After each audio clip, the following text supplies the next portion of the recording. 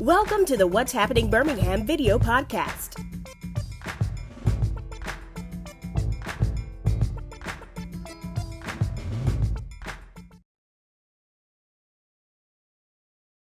Hello everyone, this is Jarvis S. Scott with What's Happening Birmingham. Today I have the honor and pleasure of being with Miss Latrice Slade. She is the owner of Slade Land Use, Environmental and Transportation Planning. Latrice, good morning. Good morning, Jarvis. How are you? Great, thank you for coming on the podcast. I want to bring my good friend on because she is a person you need to know here in Birmingham and just get a little bit, just learn a little bit more about her and just a little bit more about business. So kind of tell us your story. You're a transplant to Birmingham, so how did you end up here? I am. So I'm from a small town. I'm from Ahoskie, North Carolina. It is basically a town with less than 5,000 people. I went to the University of North Carolina at Chapel Hill for undergrad, graduate school, and law school. After law school, I came to Birmingham for my first legal attorney job. Okay, so how did you end up in this business? I ended up in this business once, so I basically came for a case. It's an environmental case, the largest environmental toxic towards case in history. And when I was in grad school, it wasn't a legal case. It was just a horrific issue. And so I was working for the EPA in Atlanta. And so I was an environmental justice fellow as well as an intern. And so we toured Anniston, Alabama, Spartanburg, South Carolina, Brunswick, Georgia, and Atlanta, Georgia. And we were looking at the different horrific environmental issues, and by far Anniston, Alabama was the worst. And so I did my master's thesis on environmental justice and public involvement. And when I went to law school, I decided that I wanted to also take a civil rights seminar class. And the reason I went to law school was because I wanted to be able to sort of fight for injustices that people were facing for environmental issues.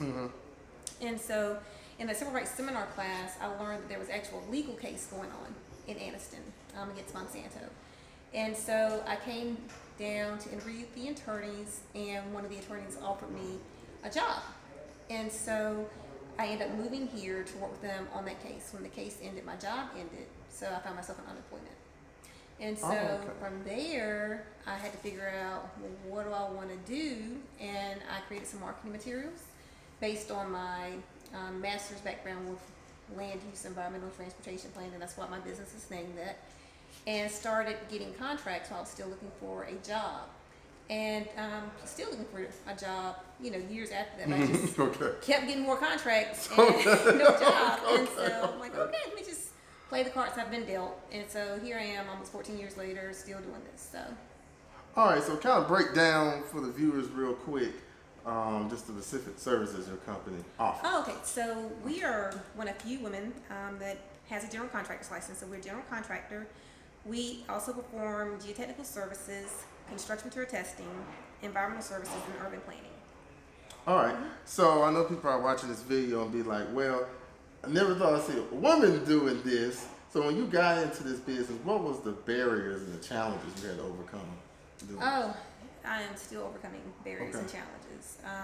It's interesting that you asked that question. I've met other women, across the country who carry those same challenges that I do. We have formed a support system for one another, cheerleading each other on.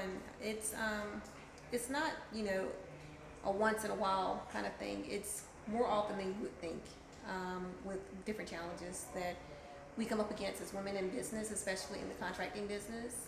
I've learned a lot about myself, who I am, my values, trying to always still be able to be respectful to other people and kind, even if they aren't being that way to you. And remembering who you are, I think, is really key, and being comfortable in your own skin. Well, one of the things I like when you mentioned a few moments earlier was that you said, I got bids and I got another contract. I know some of the challenges that a lot of minorities, especially in the construction industry, or similar like you, was like trying to get bids and contracts. Right. So what was one of your benefits and one of your edges, pluses to get in there and get that? The ability to communicate and talk with people, and it's still not easy doing that because there's so many different kind of personalities with dealing with people. But also presentation is key. I'm big on branding. I'm big on making sure that the work product we put out is of good quality. One thing that I've learned is the larger that you grow, it's more challenging to keep that same level of quality of me doing the report myself versus hiring other people to help me. We've gone through growing pains and, just trying to set up methods, processes. So it's sort of like the McDonald's theory. You go to McDonald's, you know exactly how your cheeseburger is going to taste. We want to make sure when you hire Slade, you know exactly what you're going to get, the same type of level of service if I was out there in the field doing it for you. All right, so go back to your law degree. So how has your law degree benefited you now that you got deeper into your industry? Oh my goodness, you'd be surprised. Like on a weekly basis, there's always contract that I'm writing or a memorandum of understanding, and things still happen to me, even having a law degree. Just dealing with people who may not be forthright or may have some hidden agendas that you wouldn't think. If people want to get over, they will, and it's really unfortunate. But with having the law degree, it does help you be more mindful of things that you can do to prevent that from happening. But I wouldn't say that I haven't been a victim of different things happening to me as well. Okay, one of the things, I guess, how we originally met was, doing different organizations. So once you came to Birmingham, you got very involved. Can you kind of give a... Oh my goodness. I know, it's a So Jarvis and I were always at some kind of networking event. And it was great, and I really don't do networking events now, so that's why you don't really see me in those spaces. But when I first started, it was really important to build a rapport, to meet people like yourself and just build friendship relationships with people. So I'm glad that I took that time to get out there and look at leadership opportunities. I was really heavily involved in the Birmingham Business Alliance. Before it was even called the Birmingham Business Alliance. We did the African American Business Council. I was president of that. The Women's Council, all those different kind of things helped me with my leadership abilities. Professionally, I've always been involved in college, as well as in law school. I was the first African American woman selected as the Student Bar Association president. Those kind of leadership qualities follow you, and I think it's really imperative to be able to do that within your own company. So I have a high retention rate of people that I employ. It's more like a family atmosphere. I'm really proud about that. That people believe in the vision, they see where I'm going, they see where I'm trying to take them, with the company. That means a lot. So it's not just about having a company, it's about being able to change the lives of the people that work for me and their children's lives.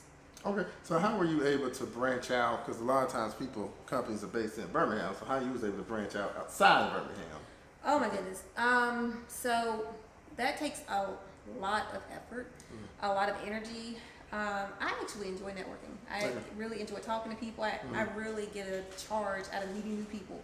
So the unfortunate thing is that's not the only thing I have to do for my business.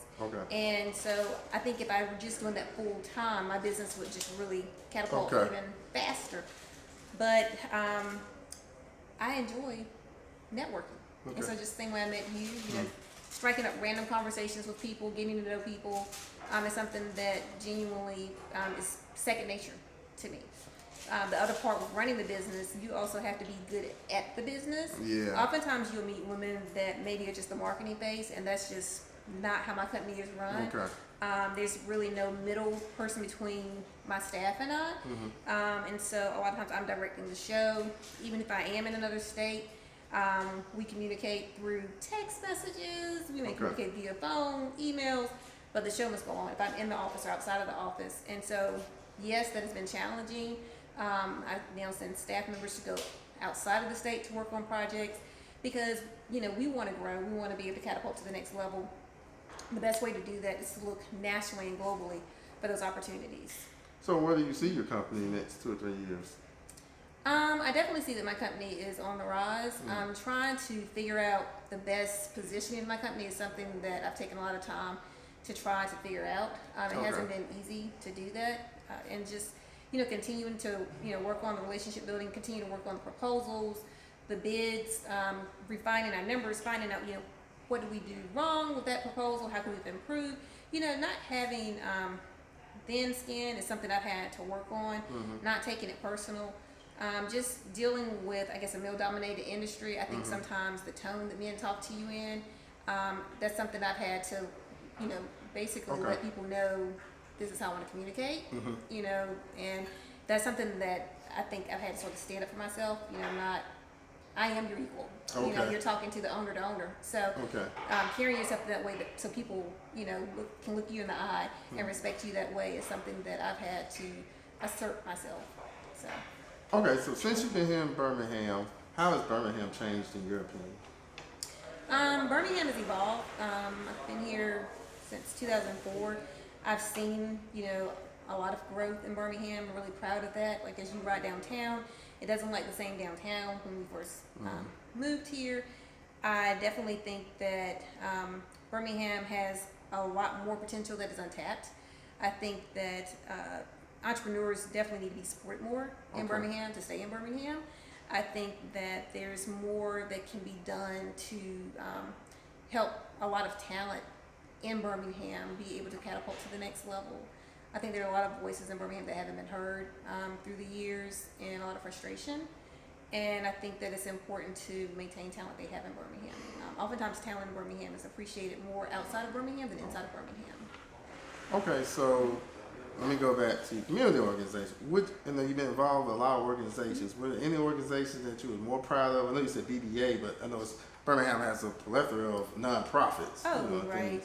Yeah, so I have been involved in a lot of junior boards and things like that through the years. I became affiliated with Junior League basically 9 years ago. Okay. And I became affiliated with Junior League because I like the work that they do in minority communities, but I didn't see a lot of minority women in Junior League. And I was like, they're helping minority communities, but you don't see as many minority women in there volunteering. Okay. And so I would say that I've been committed for 9 years with Junior League, and for me that's been challenging because of the time commitment. I've had to find like my fit with time and things like that with placements that fit my lifestyle. And so they've been able to work with me, through that. But I'm really proud of being a part of the influence that they make on Birmingham on a yearly basis. And so for me, that's been one of the long-term relationships as far as a nonprofit that I've been involved in giving back to the community on a consistent basis. I'm also AKA, I'm also a Link, and those are dear to my heart as well. They do phenomenal work, but for us long-term, being actively involved, Junior League has been something I've been involved with. All right. So let me give you this. I'm going to say one of the final questions. So if they want to get in contact with you, what's the best way? Phone number? Oh, okay. Website? So, yeah. So our number is 866-925-5742. That's 866-925-5742. We can also be reached at our website, www.sladellc.com. So that's www.sladellc.com. So, and if you'd like to reach out to us through email, that's info@sladellc.com. And last question, easy question. What is one thing about Latrice that people don't know about, and you think people will be acquiring minds that's will be watching this video? Oh, there's several things. So one thing, all the different services that we do. One thing I do want to point out is that as far as I have, researched and been told across the country, I am the only African American woman that has a construction material testing lab in the country. I'm very, very extremely proud about that, and that's something that I really hope to continue to grow. My hashtag name on Instagram and Facebook is Dirt Lady GeoChick. I think people are really fascinated that I know how to do the soil test. I'm the lab manager outside in the field. Yeah, I saw pictures of it. Yeah, it's real. I do train my technicians. So before I started hiring all these people, I was the person going out in the field doing this work. I think it's really important for women who are in different career paths to know the business inside and out. So if they're with an owner and they're walking around, they can intelligently talk about the product. And I still get challenged that, oh, you don't know what you're talking about. And I'm like, I have to correct them and let them know how I got my data, and that is very factual. And that helps me feel more confident with dealing with people that don't think that I know what I'm doing or what I'm talking about. So, and the other thing is I teach ropes classes. So that's the other part of that. I really enjoy that. Started teaching the ropes classes in college and undergrad. And so I joke around and say I'll be 90, still teaching yoga and Pilates. So, yeah. Okay. That's what I enjoy. Okay. Well, Latrice, thank you for taking time out your day. Appreciate you. I appreciate all the advice you've given me over the years. Oh, yeah. Always a cheerleader and encouraging one another. I appreciate it. I'm just proud of your success and how you've been able to, grow in Birmingham, but you grew outside of here, which is the most important thing. I'll tell you all to really kind of take your business to the next level. So I want to tell you thank you for that, and most of all, taking time to get on the video. And thank you all for watching this video, and please check out what'shappenedbirmingham.com for more videos, and don't forget to subscribe to my YouTube channel. Thank you all again, and bye-bye.